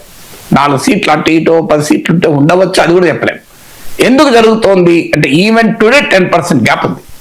అందులో మీకు కొన్ని సీట్లలో వైసీపీ ఇంప్రూవ్ అయితే కావచ్చు, కానీ కొన్ని సీట్లు ముఖ్యంగా కాపులు బలంగా ఉన్న కాన్స్టిట్యున్సీస్ లో జనసేన బలంగా సపోర్టు కీలకమైన సీట్లలో మాత్రం వైసీపీ ఇంప్రూవ్ కాలేదు. వాస్తవంగా ఇంప్రూవ్ అయ్యే అవకాశం కూడా లేదు. Huge gap. అంటే 2024 ఎన్నికల్లో రిజల్ట్ అదే. మీకు ఇప్పుడు కూడా 2026 వస్తున్నా కూడా క్షేత్రస్థాయిలో టీడీపీ జనసేన కలయిక జగన్ను అధికారం నుంచి తొలగించడమే కాదు, అధికారానికి దగ్గరగా కూడా రానివ్వడం లేదు. అంత ఇంపార్టెంట్ అంశం అది. అందుకే నేను చాలాసార్లు చెప్పాను, Pawan Kalyan is the game changer అని చంద్రబాబు నాయుడు చెప్పింది ఉదాహరిస్తూ అంటుంటాను చూడండి, మ్యాన్ ఆఫ్ ద మ్యాచ్ అని. కారణం అది. ఎందుకంటే అందరికీ తెలుసు ఆంధ్రప్రదేశ్ లో కుల రాజకీయాలు ఎక్కువ అనేది పవన్ కళ్యాణ్ చెప్పాడు, కులం ఎక్కువ అని. 2 కుల అసహజమైన కాస్ట్ కోalition తీసుకొచ్చింది అలయన్స్. అందరికీ తెలుసు వంగవీటి రంగా హత్య, ఆ అనంతర పరిణామాలు మీకు ఆంధ్రప్రదేశ్ లో కమ్మ కాపుల మధ్య ఒక వాయిడ్ క్రియేట్ చేసింది, ఒక గ్యాప్ క్రియేట్ చేసింది. ఆ అన్నేచురల్ సోషల్ కోalition అని నేను ఒక పదం వాడాను, అసహజమైన సామాజిక సమీకరణ. ఆ అన్నేచురల్ సోషల్ కోalition గ్రౌండ్ మీద తీసుకురావడం వల్ల మీకు తిరుగులేని శక్తిగా కూటమి ఏర్పడింది. అందువల్ల ఇప్పుడు టీడీపీ జనసేన విడిపోతే ఈ అన్నేచురల్ సోషల్ కోalition దెబ్బతింటది. ఇప్పటికీ జనసేన కార్యకర్తల్లో కాపుల్లో పవన్ కళ్యాణ్ సీఎం అయితే బాగుండొచ్చు, ముఖ్యంగా కాపు యూత్ లో. కానీ బట్ స్టిల్ ఈ సోషల్ కోalition బలంగా ఉంది. ఎందుకంటే రాష్ట్ర నాయకత్వం ఏ రకమైన అవకాశాన్ని ఇవ్వడం లేదు. అందుకే మీకు అమెరికా నుంచి కూడా లోకేష్ మిస్ ఫైర్లు క్రాస్ ఫైర్లు ఉండవు అని ఎందుకంటున్నాడు, ఉండకూడదు అని కార్యకర్తలకు సూచన. ఉండవు అని చెప్పడం ఏంటంటే కార్యకర్తలకు క్లియర్ ఇండికేషన్, మీకు మిస్ ఫైర్ క్రాస్ ఫైర్ ఉండాల్సిన అవసరం లేదు అని. సో అందువల్ల మీకు జనసేనకు కూడా స్పష్టంగా తెలుసు పవన్ కళ్యాణ్కు, ఎందుకంటే ఆయనకు 2019 ఎక్స్పీరియన్స్ ఉంది. ఆ తర్వాత ముద్రగడ, అరగామ జోగేల్ లాంటి వాళ్ళు ఎంత రెచ్చగొట్టినా తన బలం తనకు తెలుసు అని పవన్ కళ్యాణ్ ఎప్పటి నుంచో చెప్తూ వచ్చాడు. నన్ను ఎమ్మెల్యేగానే మీరు గెలిపించుకోలేదు, సీఎం అంటే ఏం లాభం అని. అందువల్ల మీకు తాను భీమవరం గాజువాకలో ఓడిపోయిన పరిస్థితి నుంచి 100% స్ట్రైక్ రేట్ తో 21 సీట్లు ఎలా వచ్చాయి? పవన్ కళ్యాణ్ అమాయకుడా? తెలుగుదేశం మద్దతు లేకుంటే సాధ్యమా? ఎందుకంటే జనసేన నాయకుల్ని తెలుగుదేశం కార్యకర్తలు భుజాన మోసి గెలిపించారు, అది రియాలిటీ. అంటే వాళ్ళు ఏదో దాతృత్వంతో చేసిన పని కాదు. ఎందుకంటే పవన్ కళ్యాణ్ మద్దతు వల్ల తాము అధికారంలోకి వచ్చే అవకాశం వచ్చింది. చంద్రబాబు నాయుడు ముఖ్యమంత్రి అవుతాడు గనక వారికి ఇష్టమున్నా లేకపోయినా జనసేన నాయకులు ఎమ్మెల్యేలకు గెలిపించారు. సో ఆ గెలిపించిన సమయంలో మీకు జగన్ పైన కోపంతో ఇది తప్ప మరో మార్గం లేదు అని. అందువల్ల ఇప్పటికీ కూడా పవన్ కళ్యాణ్ తెలుసు జనసేనకు క్షేత్రస్థాయి నాయకత్వం అనేది వీక్ ఇప్పటికీ కూడా. సో ఆ ప్రయత్నం కూడా పవన్ కళ్యాణ్ చేస్తున్నట్టు కనిపించడం లేదు. పవన్ కళ్యాణ్ బలమైన ముద్ర కూడా వేయలేకపోతున్నారు. అంటే ఈ పని పవన్ కళ్యాణ్ వల్ల జరిగింది అని. మీకు ఈ పని ఆంధ్రప్రదేశ్ లో ఈ మార్పు, విధానపరమైన మార్పు, ప్రజలకు ఈ మేలు పవన్ కళ్యాణ్ వల్లనే జరిగింది అని ఒక ఉదాహరణ చెప్పలేము. ఆయన కూటమిలో జరిగే మంచి ఆటోమేటిక్గా ఆయనకు ప్రయోజనం ఉంటుంది, కూటమిలో జరిగే చెడు కూడా ఆయనకు ఉంటుంది. కానీ తనకంటూ ఇండివిజువల్ ఇంపాక్ట్, ఈవెన్ లొకేషన్ ఇటీవల కాలంలో విశాఖలో గూగుల్ ఏ హబ్ ఇవన్నీ వచ్చాక లోకేష్ ఇంప్రింట్ అన్న కనబడుతుందని పవన్ కళ్యాణ్ ఇంప్రింట్ లేదు. అందువల్ల పవన్ కళ్యాణ్కి ఇవన్నీ తెలియని వాడు కాదు కదా, ఇన్నోసిట్. అందువల్ల తాను జనసేనకి ఈ స్థాయిలో నిలబెట్టాలి అంటే తెలుగుదేశానికి జనసేన ఎంత అవసరమో జనసేనకు తెలుగుదేశం కూడా అవసరమే. అది విన్ విన్ సిచ్యువేషన్. ఇందులో కనుక మిస్ఫైర్ కాస్ఫైర్ అయితే అది లూజ్ సిచ్యువేషన్ అవుతుంది. అందువల్ల లోకేష్ కానీ పవన్ కళ్యాణ్ కానీ చంద్రబాబు నాయుడు అంటున్నారంటే దే నో ద అండర్స్టాండింగ్ కదా. గ్రౌండ్ లెవెల్లో ఇప్పుడు నాలాంటి విశ్లేషకుల కన్నా వాళ్ళకి ఎక్కువ సమాచారం ఉంటుంది, వాళ్ళ పార్టీ యంత్రాంగం ఉంటుంది, అనేక సర్వేలు చేయించుకుంటూ ఉంటారు, నిరంతరం ఫీడ్బ్యాక్ తెచ్చుకుంటారు, ఇంటెలిజెన్స్ ద్వారా సమాచారం వస్తుంది. అందువల్ల నాకున్న సమాచారంతో 100 రెట్లు ఎక్కువ సమాచారం ఉంటుంది. డిఫరెన్స్ ఒకటి ఏంటంటే మనం ఇండిపెండెంట్ గా నాలాంటి వాడు కూడా ఆలోచించి సమాచారం స్వీకరిస్తారు.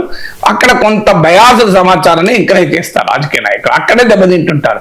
నిజంగా వాళ్ళు అన్బయాస్డ్ ఫీడ్బ్యాక్ కనుక తీసుకుంటే రాజకీయ పార్టీలు బ్రహ్మాండంగా మళ్ళీ అధికారంలోకి వస్తాయి. కానీ వాళ్ళు చేయరు. ఎందుకు చేయరు అంటే వాళ్ళకు రుచించే ఫీడ్బ్యాక్ కావాలి కనుక. నాలాంటి వాడికి అయితే ఏ రుచితో సంబంధం లేదు కదా, రంగు రుచి వాసన లేని నీటి పదార్థం విశ్లేషకులు, వాటర్ లాగా కదా మేము, ఇట్స్ కలర్లెస్ ఆర్డర్లెస్ టేస్ట్లెస్ కదా.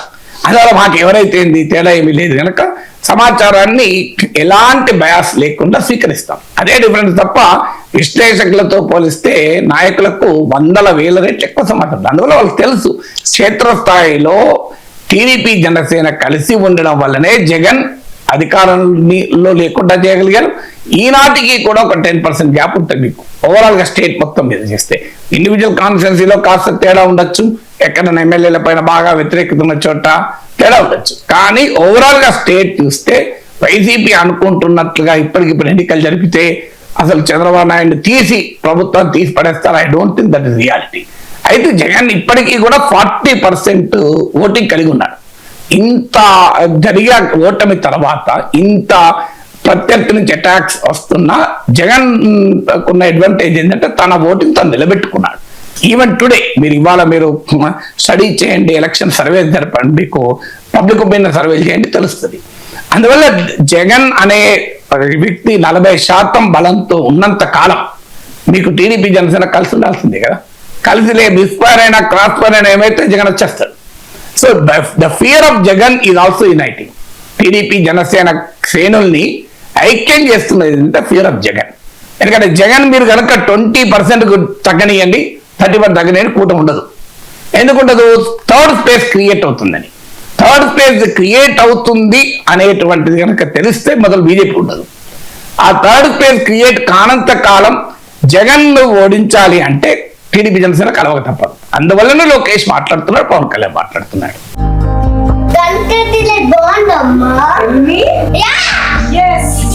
కంట్రీ డిలైట్ బఫెలో మిల్క్ ని మా ఫ్యామిలీ వాళ్ళకి ఎప్పటి నుండో వాడుతున్నాను. ఈ పాల ఫస్ట్ యూజ్ నుండి నాకు దీనిపైన చాలా నమ్మకం వచ్చింది. Choose Country Delight and live better. నిన్నటి దాకా ఒక లెక్క, ఇవాళ నుంచి మరో లెక్క అంటూ ఉన్నారు సార్ తెలంగాణ ముఖ్యమంత్రి రేవంత్ రెడ్డి. ఇవాళ నుంచి తెలంగాణ రైజింగ్ గ్లోబల్ సమ్మిట్ జరగబోతోంది.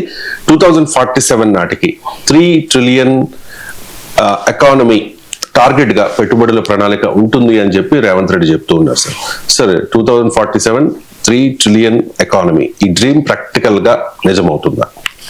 అంటే ఇప్పుడు ఉన్నట్లే పరిస్థితులు ఉంటే నిజం కాదు, కానీ అసాధ్యమైతే కాదు.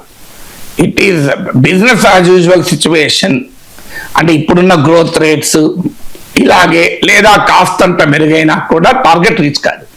మీకు ఈ Telangana rising global summit document చెప్తున్నది ఏంటంటే 2030 నాటికి $1.2 ట్రిలియన్ ఎకానమీ అవుతాం, 2047 నాటికి $3 ట్రిలియన్ ఎకానమీ అవుతామని లక్ష్యం.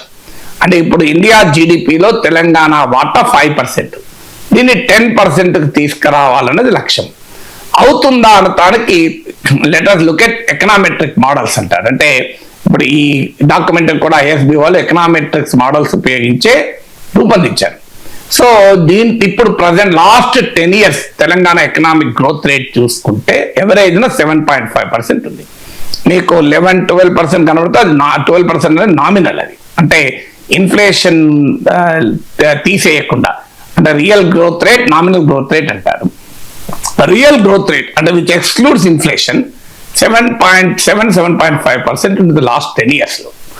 ఇప్పుడు నెక్స్ట్ ఇది ఇప్పుడు $3 ట్రిలియన్ ఎకానమీ కావాలి అంటే నెక్స్ట్ 25 years కంటిన్యూస్ గా తెలంగాణ ఎకానమీ 11% గ్రో కావాలి. అంటే ఇప్పుడు లాస్ట్ 10 years లో పెరిగిందంతా 7.5%, నెక్స్ట్ 25 years లో పెరగాల్సిందంతా 11%. ఇది రూపీ టర్మ్స్ లో, డాలర్ టర్మ్స్ లో అయితే 13% పెరగాలి.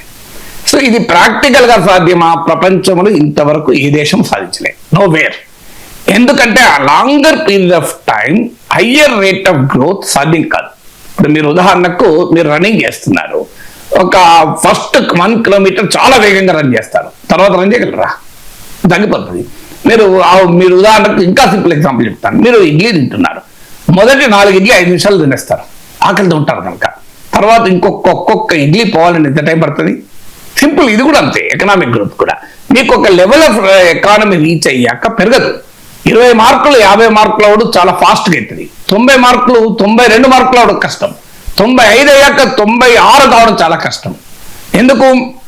Higher the growth, the slower the momentum. Practical గా జరగదు, ఎందుకంటే సాచురేషన్ వచ్చేస్తుంది. మీకు చైనా ఎక్స్పీరియన్స్ తీసుకున్నాం. చైనా కొన్ని దశాబ్దాల పాటు double digit growth, more than 10% growth ఉంది. ఇవాళ ఏంటి పరిస్థితి? చైనా 4%. ఇలా అమెరికన్ ఎకానమీ ఎంత? 2% గ్రోత్ రేట్. ఎందుకుంటుంది అని అంతకన్నా సాధ్యం కాదు హయ్యర్ లెవెల్ వచ్చాక మీకు. అందువల్ల తెలంగాణ ఎకానమీ 25 years వరకు 11% గ్రోత్ రేట్ ఉండాలి అంటే జస్ట్ నాట్ పాసిబుల్. అది ఎక్కడ? సిటీస్ గ్రోత్ ఉంటుంది. మీకు సిటీస్ గ్రోత్ ఉండడం వేరు. న్యూయార్క్ నగరం గ్రోత్, హైదరాబాద్ నగరం గ్రోత్ ఉండొచ్చు, పాసిబుల్. కానీ ఎంటైర్ తెలంగాణ గ్రోత్ ఉండడం కాస్ట్ కాదు. ఈవెన్ దేశం అయితే అసాధ్యం. ప్రపంచంలో ఏ దేశం ఇంత వేగంగా అభివృద్ధి చెందలే. కానీ రాష్ట్రం కనుక కొంత పాసిబిలిటీ ఉంటుంది. అందులో హైదరాబాద్ ఫోకస్ గా జరుగుతుంది కనుక తెలంగాణ ఎకానమీలో 1/3 దాకా హైదరాబాద్ ఉంటుంది కనుక కొంత పాసిబిలిటీ ఉంది. కానీ ఆ పాసిబిలిటీ అనేది ఇప్పుడు బిజినెస్ యాజ్ యూజువల్ సాధ్యం కాదు. ఎందుకు సాధ్యం కాదు అంటే, మరి ఎలా సాధ్యం అవుతుంది అంటే, ఎప్పుడు కూడా ఎకానమీ గ్రోత్ అనేది నాలెడ్జ్ ఎకానమీలో మీకు ఇంక్రిమెంటల్ గ్రోత్ ఉండదు. నాలెడ్జ్ ఎకానమీలో ఇన్నోవేషన్ విల్ డ్రైవ్ ఇట్. ఇప్పుడు 5 ఏళ్ల క్రితం ఎన్విడియా ఏంటి, ఇప్పుడు ఏంటి? 10 ఏళ్ల క్రితం ఎన్విడియా ఏంటి, ఇప్పుడు ఏంటి? మీరు గమనించండి. ఓపెన్ ఏఐ ఏంటి?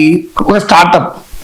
దాని వితిన్ ఇప్పుడు $500 billion కంపెనీ. మీకు ఇంకోటి దాని చెప్తాను, పర్ప్లెక్సిటీ ఏఐ అని ఒక ఏఐ ప్లాట్ఫామ్ ఉంది.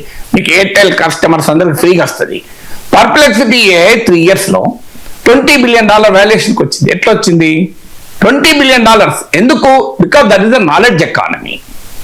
నాలెడ్జ్ ఎకానమీలో ఒక ఇన్నోవేషన్ కనుక సక్సెస్ అయితే ఎకానమీ కంప్లీట్ గా మారిపోతుంది. మీరు ఎన్విడియా 10 ఏళ్ల క్రితం 5 ఏళ్ల క్రితం ఇట్ వాస్ $few billion. ఇప్పుడు అది $5 trillion వెళ్ళింది ఎకానమీ. అంటే ఒక 1 trillion లోపు ఉన్న కంపెనీ $5 trillion ఎందుకు వెళ్ళింది? బికాజ్ ఎన్విడియా చిప్స్ ఇవాళ ఆర్టిఫిషియల్ ఇంటెలిజెన్స్ నడిపిస్తున్నాయి.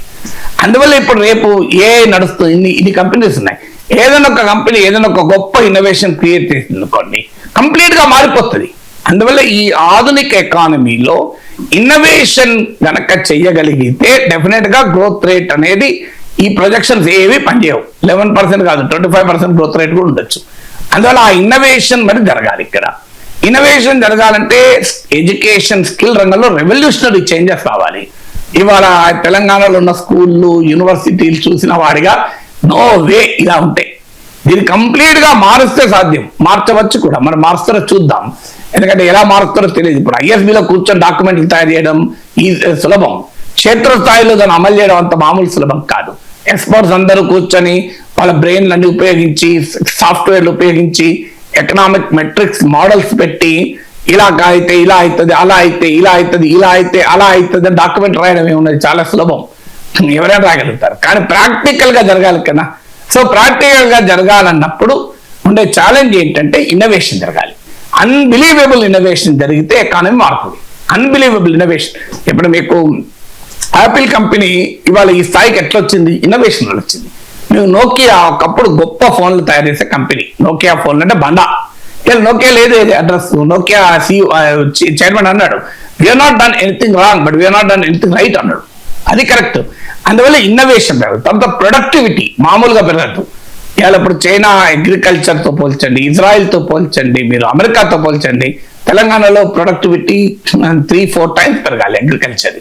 సో ఇలా అనేక రంగాల్లో చాలా మార్పులు రావాలి. ఎడ్యుకేషన్ స్కిల్ రంగం అయితే కంప్లీట్ గా ట్రాన్స్ఫార్మ్ కావాలి. ఎందుకంటే స్కిల్డ్ రిసోర్సెస్ ఎక్కడుంటే అక్కడ కంపెనీలు వస్తాయి. నువ్వు భూమి 99 పైసలకి రావు. చాలా మందికి ఇది రాంగ్ నోషన్.